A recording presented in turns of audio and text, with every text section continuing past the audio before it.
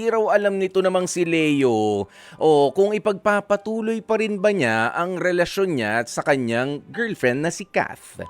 Okay? Hanggang ngayon daw po kasi ay hindi pa rin makalimutan nitong si Leo yung ginawa na pagsama ni Kath sa ibang lalaki sa isang inuman.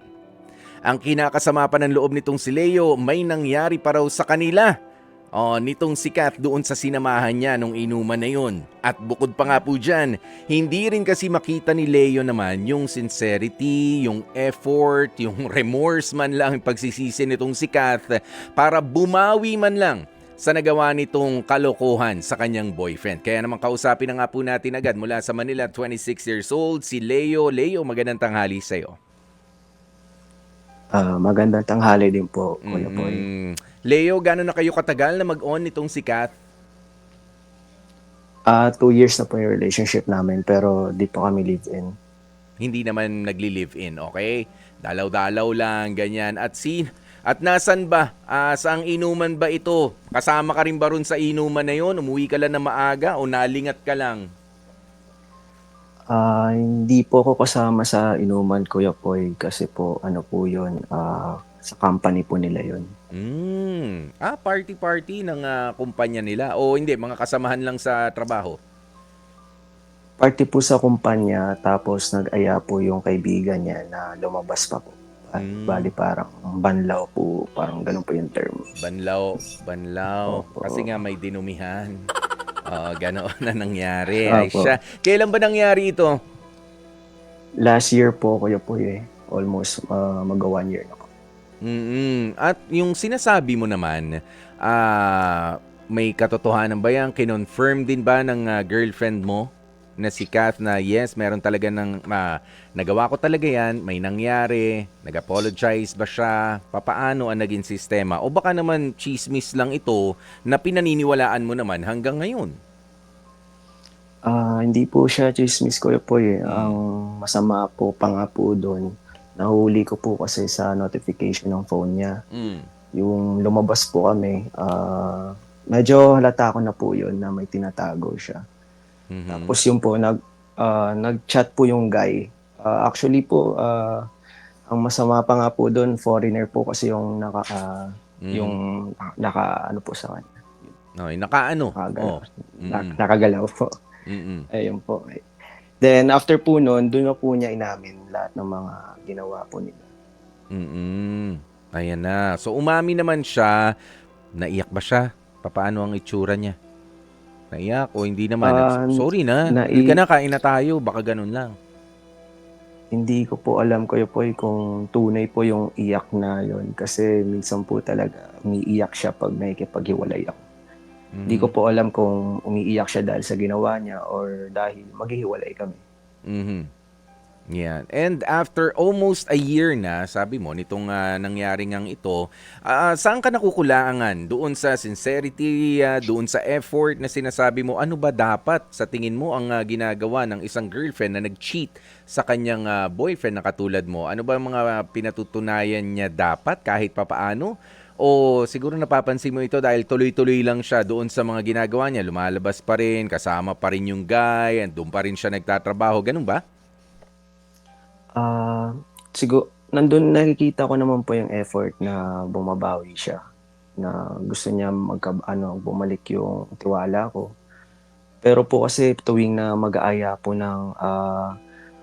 nagmo-modeling po kasi yung girlfriend ko, eh. Mhm. So, yung tropa po kasi na nag-aya sa kanya, yun din po yung cause kaya po sila nagkakilala nung guy. So, yun po Okay. yung nag-aaya sa kanya sa mga gig, ganyan. Mhm.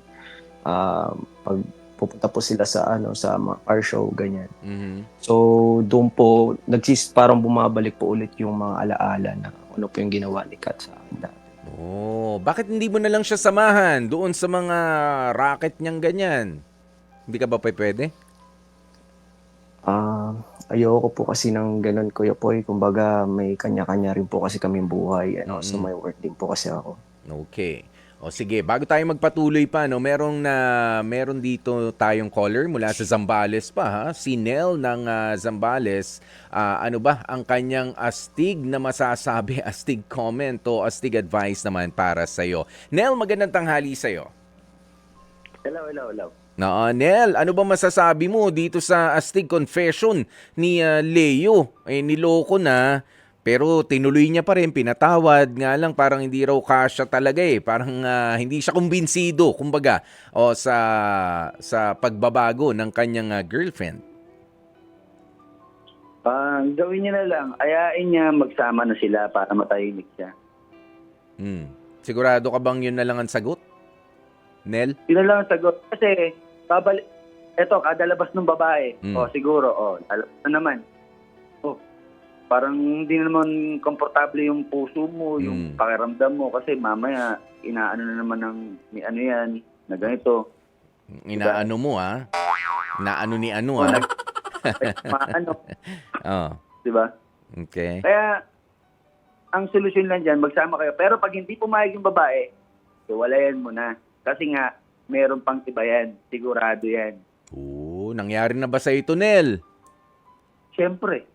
Ay, parang proud ka pa. Proud ka pa nangyari nga sa ito, Nel? Oo nga, nangyari yan. Alam na alam ko yan. Tandaan mo ang babae, napakagaling magtago niyan. Maniwala ka sa akin. Sige. Yan base yan sa karanasan ni Nel. Okay? Totoo yan. Maraming salamat sa iyo, Nel. Thank you. Napakinggan ka naman ni Leo. Ano sa tingin mo, Leo, doon sa sinabi niya ni Nel? Ganun daw, magaling daw magtago. Tapos ngayon, duda ka pa rin ng duda, hindi ka pa rin mapalagay, wala kang peace of mind. Tama naman po yung sinabi ni Nel na yun nga po, magaling po talaga magtago.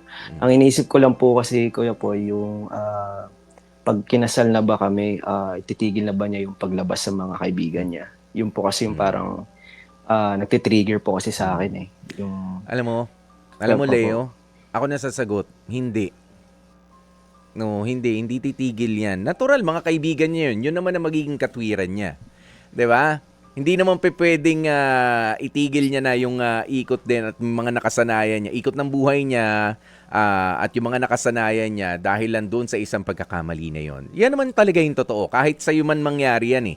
'Di ba? O dahil ba itong kaibigan ko, halimbawa na si Jeff ang kasama ko doon sa hindi ko na pwede makasama si Jeff forever. Diba? Yung mga ganoong katwiran, yan din ang ibabato niya sa'yo kahit pa nga magpakasal kayo. Kaya ako naman, maraming salamat doon sa astig comment nga ni Nel, pero hindi ako naniniwala na kapag ka itinali mo na yan, o kapag ka pinakasalan mo na, ay magbabago na. O yung iba nga maayos naman as a boyfriend. Meron talaga as a boyfriend, as a girlfriend, doon pala nag-aayos na sila bago yung kasal. Kumbaga mabubura na talaga yung kalokohan na nagawa. O dahil ang tao magbabago talaga yan. Nga lang, ang tao kahit hindi magbago, kahit pakasalan mo at wala naman sa puso niya yung pagbabago, wala yan. Hindi ka lolokohin yan ng isang beses. Baka dalawa pa, baka tatlo pa. O yun naman yung totoo dyan. Pero ikaw, how do you assess? Is it worth it na hintayin ang pagbabago nitong si Kath? Or ikaw ay gusto mo nang maibalik yung peace of mind mo? Kasi mas mahalaga yun Hindi laging dapat nakatutok ka kay Kath.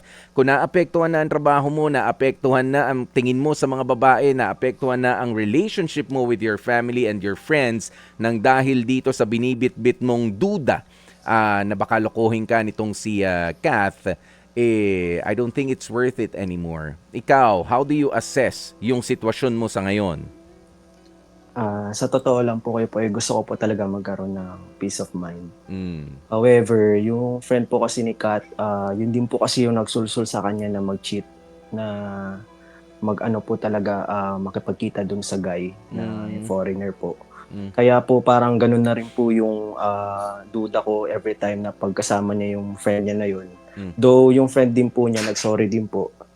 Kasi ang sinasabi nga po ng friend niya na di ko naman daw po malalaman. So, yun nga po, nalaman ko nga po dahil nga po sa notification. Kaya po, yun, nagkaroon na po ng problema. Okay. So, na-confirm mo naman na talagang parang pero kung ako lang ha, Leo, dun sa pagkakakwento mo, ipinakilala siya at ipinush siya na gumawa ng masama ng friend niya, mahina pa lang nila lang si girlfriend. I'm sorry.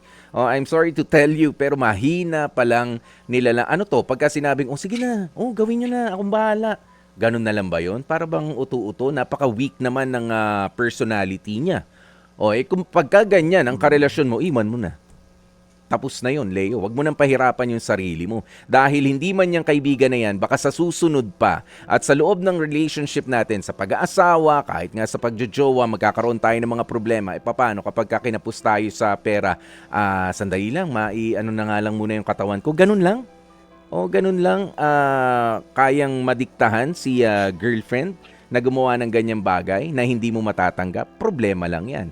Kaya kung ganyan siya kahina, hindi ako naniniwala kahit pa itulak mo kasi ng itulak yung tao na sige na, i-push mo, hindi ko sasabihin sa kanya. Kapag ayaw talaga na pumatol, hindi papatol yan.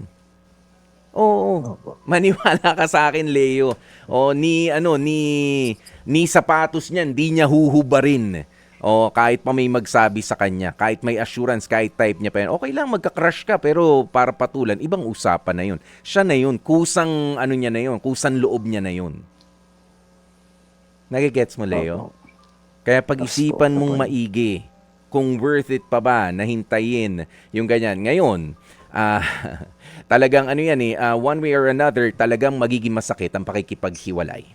Pero mas importante rito ay mabuti kang tao, hindi nasisira ang tingin mo sa mga babae, hindi nasisira ang tingin mo rin naman sa sarili mo. Yun ang mas importante, yung sarili mo sa ngayon. Kung hindi mo nakikita naman ang pagbabago talaga sa girlfriend mo, iwan mo na yan. Sige po, okay po. I-consider ko po yun. Pero ikaw, ano ba ang gusto mong sabihin para kay Kath? Eto na, ang pagkakataon mo. Leo, go ahead, kung nakikinig man siya. Kat, my loves, kung nakikinig ka man, alam ko naman na ginagawa mo rin naman yung best mo para mabalik yung tiwala ko. Pero sana makita mo rin yung sugat din na doon napatawag na kita pero nandun pa rin yung scar I hope na mapag-usapan natin to, and kung kaya mong iwanan yung kaibigan mo, depende sa'yo kung kaya mo. Pero yun nga, dahil nagdadalawang isip talaga ako, hindi talaga makatulog. Every time na nakikita ako yung friend mo na nakasama mo, wala talagang peace of mind. Pero yun, sana nga kung talagang totoo ka na nagsisi, sana wag mo na lang gawin ulit. Yun na po.